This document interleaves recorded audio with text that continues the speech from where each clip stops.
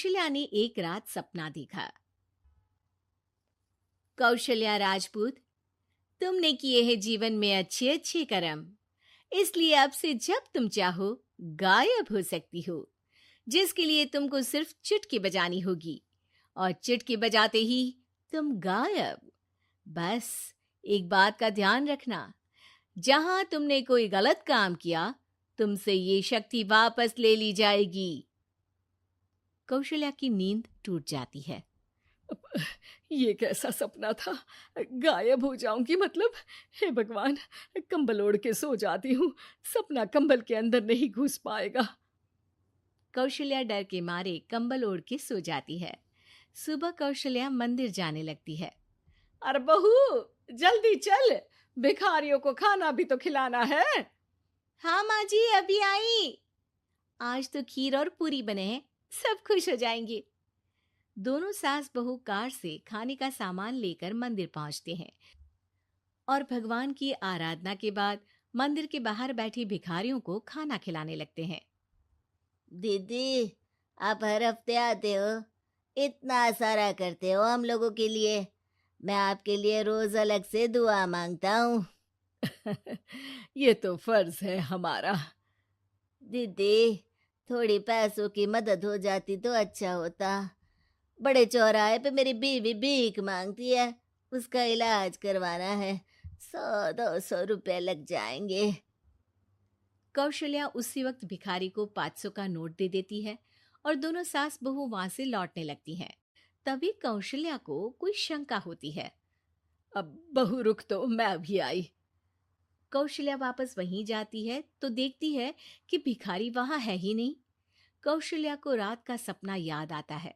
वो चुटकी बजा के गायब हो जाती है और सीधे भिखारी के पास पहुंचती है, पर भिखारी को वो दिखाई नहीं देती।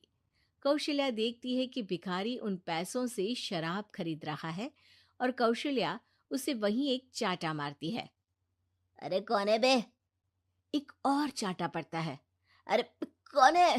कौन है? हिम्मत है तो सामने आओ। भिखारी को झूठ बोलने पर तड़ातड़ चांटे पड़ते हैं। वो वहां से भाग खड़ा होता है। कौशल्या चुटकी बजा के वापस बहू के पास आ जाती है और मन ही मन सोचती है, ऐसे तो मैं कितने गलत काम रोक सकती हूँ। कितनी ताकतवर हूँ मैं, किसी को पता भी नहीं चलेगा। सासू माँ, आप क्या सोच रही हो? अब कुछ नहीं, कुछ भी तो नहीं। ठीक है, मुझे ना थोड़े पैसों की जरूरत थी। मेरे कजिन भाई है ना, उनकी तबीयत थोड़ी इधर उधर हो रही है। वो तो खुद से नहीं कहेंगे कि पैसे दे दो, पर बहन होने के नाते मेरा तो फर्ज बनता है ना कि भाई की मदद करूं। अरे हाँ हाँ, ले जाना पैसे। पैसे इसीलिए तो कमाते हैं कि जरूरत में काम आ सके। घर पहुंच के कौशल्या अपनी बहू को 10,000 रुपए दे देती है। कब जाएगी तू मायके? अम, कल शाम की ट्रेन है। दोनों काम में लग जाती हैं। तभी काम वाली दीदी वहां आती है। आज ना मैं आप लोगों के लिए पनीर बनाऊंगी। ठीक है, मंगवा लेती हूँ पनीर। पड़ोस की दुकान वाला पनीर दे जाता है और काम वाली बाई पनीर से रेसिपी बनाने लगती है। आज अपनी सुपर पावर काम वाली बाई पे ट्राई करती हूँ। देखूं तो सही किचन में करती क्या है ये। सास चुटकी बजा के गायब हो जाती है और किचन में पहुंचती है।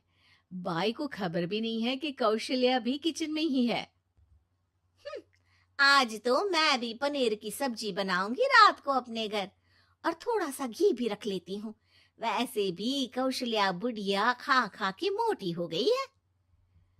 कौशल्या बाई की चोरी पकड़ लेती है और गुस्से में बाई की चोटी ऊपर उठा देती है।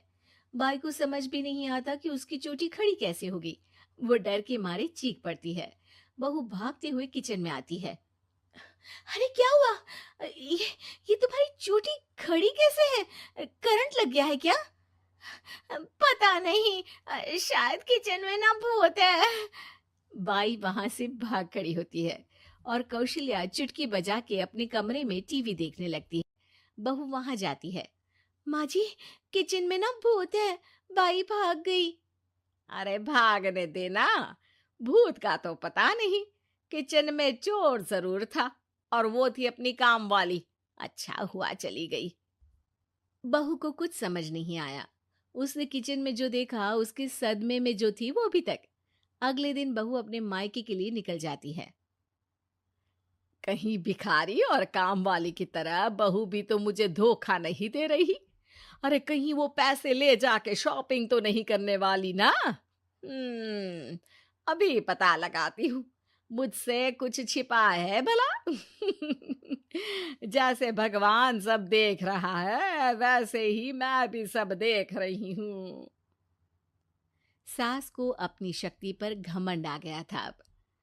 वो अब अच्छे काम करने की जगह अपनी शक्ति का इस्तेमाल खुद का शक मिटाने के लिए कर रही थी।